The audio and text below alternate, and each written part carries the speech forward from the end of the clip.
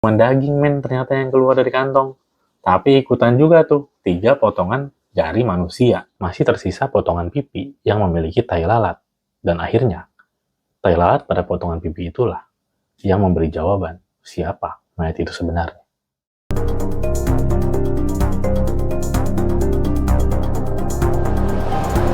Halo semuanya, selamat datang di channel gue, The Messy C.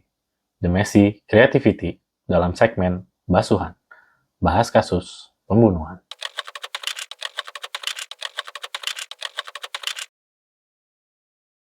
2000 itu angka yang biasa. Kalau gue ngomongin soal partikel atom, jumlah rambut manusia, atau yang lebih simpelnya, jumlah penonton konser.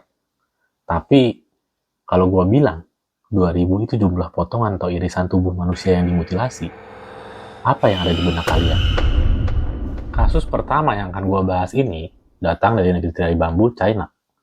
Menceritakan seorang mahasiswi kelahiran Shenkao, sebuah kota atau distrik di China tahun 1976.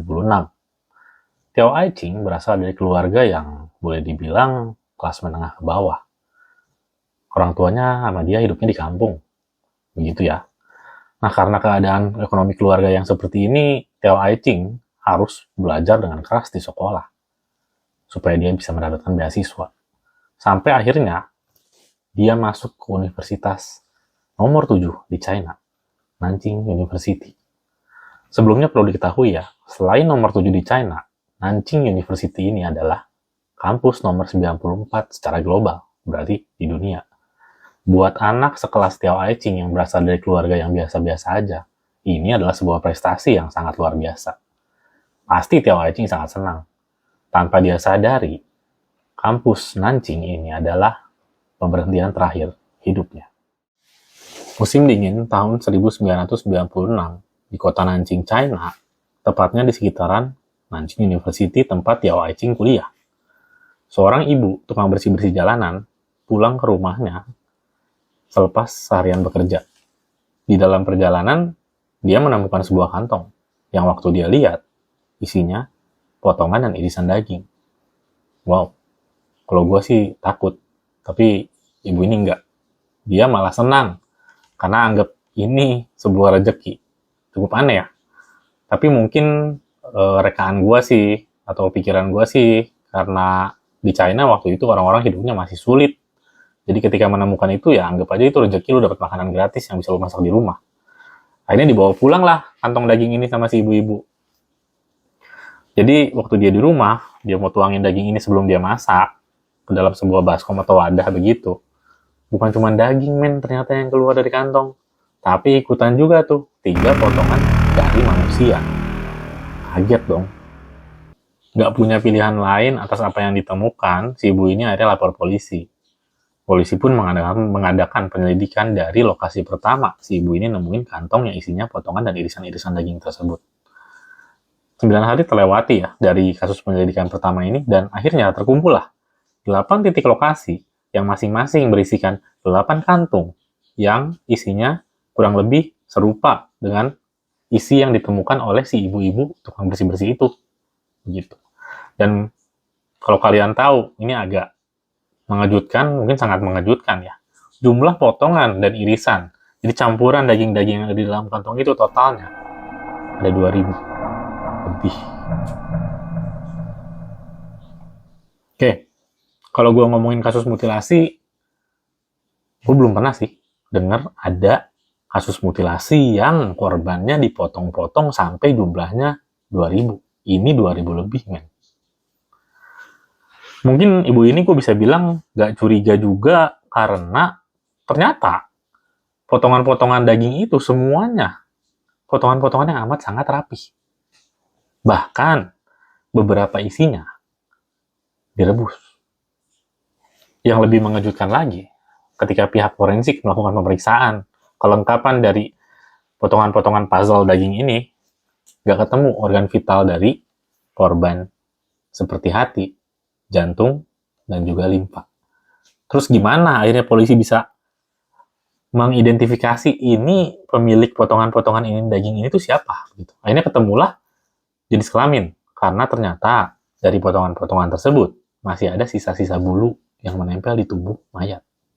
Dari situlah, polisi akhirnya bisa mengidentifikasi bahwa pemilik potongan-potongan daging tersebut adalah seorang wanita muda. Kita mundur 9 hari dari hari penemuan potongan-potongan daging oleh si tukang bersih-bersih tersebut ya. Berarti tanggal 10 Januari 1996 di kota Nanjing. Di asrama Nanjing University, tempat Tiao Aiqing berkuliah.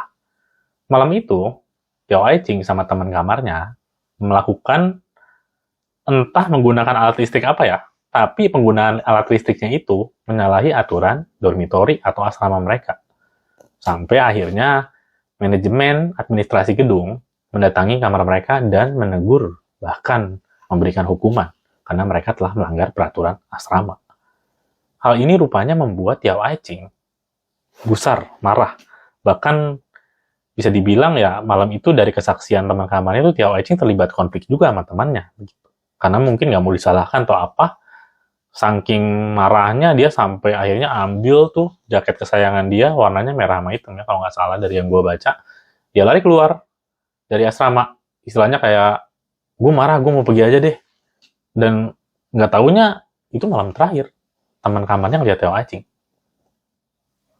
Anehnya, dari tanggal 10 Januari, semenjak hilangnya Tiao Aiqing, sampai tanggal 19 penemuan mayat itu, pihak kampus nggak pernah satu kali pun menghubungi keluarga Tiao Aiqing bahwa anak kamu atau anak bapak, anak ibu nggak masuk kelas, anak bapak atau ibu nggak ada di asrama, hilang dari kampus.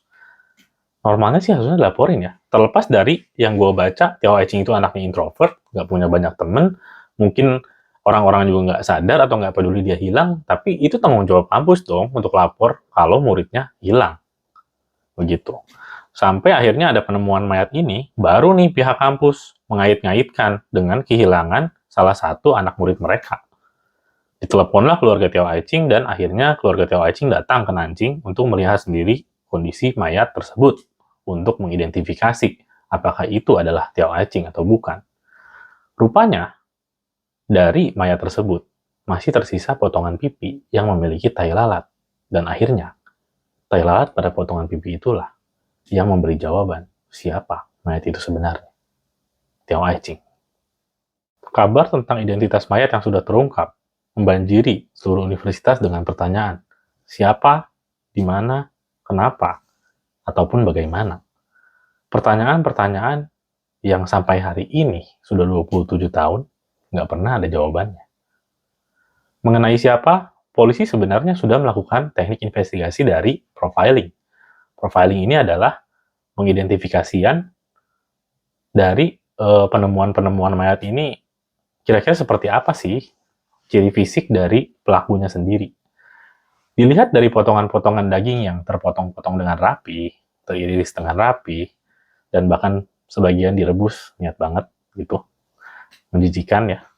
Polisi akhirnya mengidentifikasi kemungkinan ada dua profesi yang bisa melakukan hal semulus itu dalam memotong daging ya.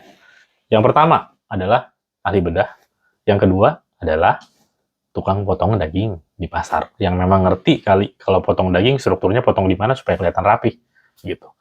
Bahkan untuk tempat sendiri, polisi pun sudah mengkaji di dalam otaknya tempat seperti apa sih yang dibutuhkan untuk orang memutilasi orang lain. Di distrik di sekitaran Universitas Nanjing itu diperiksalah rumah-rumah orang-orang yang memiliki bed up. Oke, penyelidikan door to door terus dilakukan, tapi rupanya nihil.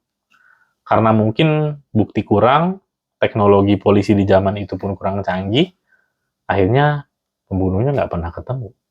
Bahkan sampai saat ini, 27 tahun kemudian, nggak akan ada, ataupun nggak pernah ada perkembangan apapun dari kasus Tiao Aiqing. Dari informasi yang gue baca, pas momen 25 tahun setelah kasus ini menemui jalan buntu, tahun 2021 tepatnya, keluarga Tiao Aiqing melakukan penuntutan terhadap Universitas Nanjing.